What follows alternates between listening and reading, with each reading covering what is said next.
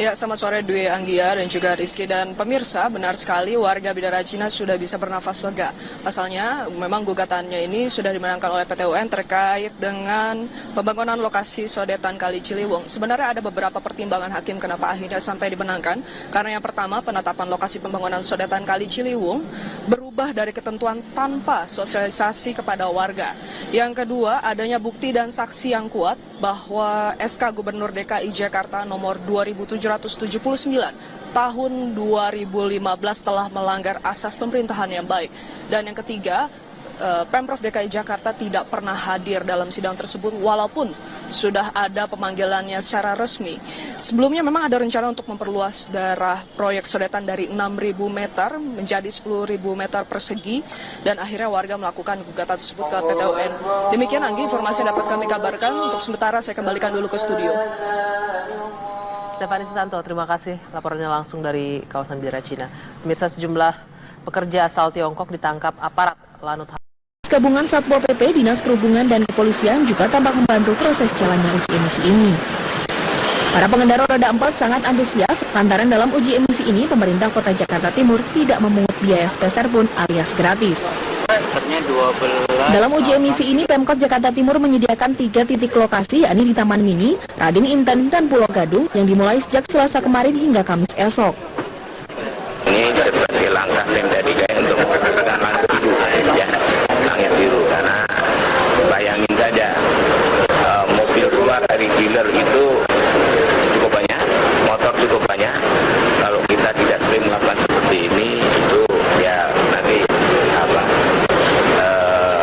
langit kita makin kotor ya.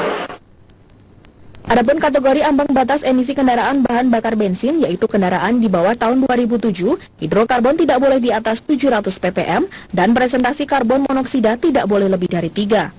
Sedangkan kendaraan di atas tahun 2007, hidrokarbon tidak boleh di atas 200 ppm, dan presentasi karbon monoksida tidak boleh lebih dari 1,5. Sementara untuk kategori kendaraan berbahan bakar solar, yaitu kendaraan di bawah tahun 2010, presentasi opositas tidak boleh lebih dari 50, sedangkan untuk kendaraan di atas tahun 2010, presentasi opositas tidak boleh lebih dari 40. Dari Jakarta Timur, Sumantri, Metro TV. Kita beralih ke informasi Kanjeng Gusti Pangeran Adipati Arya atau KGP AA Paku Alam 10 resmi ditetapkan sebagai Wakil Gubernur Daerah Istimewa Yogyakarta melalui rapat paripurna DPRD. Selanjutnya DPRD berharap Presiden bersedia melantik Wakil Gubernur di Yogyakarta. 7 fraksi DPRD DIY memberikan pandangan umum atas penetapan Paku Alam 10 sebagai Wakil Gubernur Daerah Istimewa Yogyakarta sisa masa bakti 2012-2017. Ketujuh pandangan fraksi tersebut dibacakan langsung oleh Wakil Ketua DPRD DIY Arif Nur Hartanto. Dalam pandangan umumnya, fraksi PAN kembali menagih amanat Undang-Undang Nomor 13 Tahun 2012 tentang keistimewaan DIY, terutama pasal 28 dan pasal 43.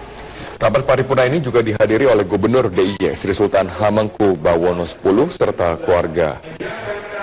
Ketua DPRD DIY Yoke Indra Agung Laksana menyatakan untuk mempercepat proses pelantikan dan langsung dikirim ke Kementerian Dalam Negeri. Setelah datang beliau menyampaikan akan segera diproses.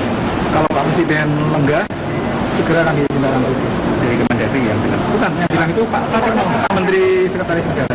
Besok kita iya langsung besok ya. Jadi itu surat itu kepada Presiden melalui Mendagri. Dan pemirsa, tetaplah bersama dengan kami. Selanjutnya kami akan menghadirkan segmen olahraga bersama dengan Robert Haryanto. Pak Yesida akan mengabarkannya dari Gedung Tipikor. Ngacota apa agenda persidangan terhadap Nasaruddin hari ini? Ya, baik Juan dan juga Mina, memang hari ini pada pukul 11.30 tadi Nasaruddin datang di Pengadilan Tipikor Jakarta Pusat untuk melakukan persidangan lanjutan.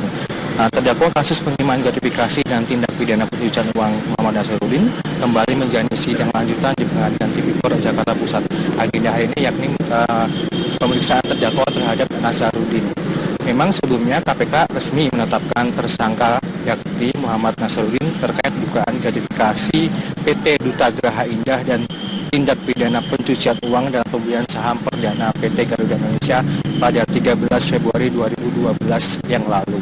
Saat membeli saham PT Garuda Indonesia, Nasruddin diduga menggunakan uang dari hasil tindak pidana korupsi terkait pemenangan PT Duta Geraha Indah sebagai pelaksana proyek Wisma Atlet SEA Games 2011 yang lalu.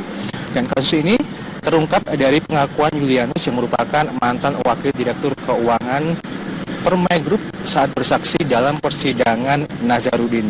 Ia mengungkapkan bahwa pada 2010 Permai Group yakni perusahaan Nazarudin memborong saham milik PT Garuda Indonesia senilai lebih dari 300 miliar pada tahun 2010. Dan memang atas perbuatan tersebut Nazarudin disangka melanggar pasal 3 atau pasal 4 junto pasal 6 Undang-Undang Nomor 8 Tahun 2010 tentang tindak pidana pencucian uang. Dan memang hingga sekarang persidangan Nazarudin masih berlangsung dan kami masih menunggu dari hasil persidangan yang dilakukan oleh Nazarudin pada siang hari ini. Kembali ke studio. Dari Pengadilan Tipikor Jakarta. Ya, baik. Terima kasih Nachata Yesida atas laporan Anda dari Pengadilan Tipikor.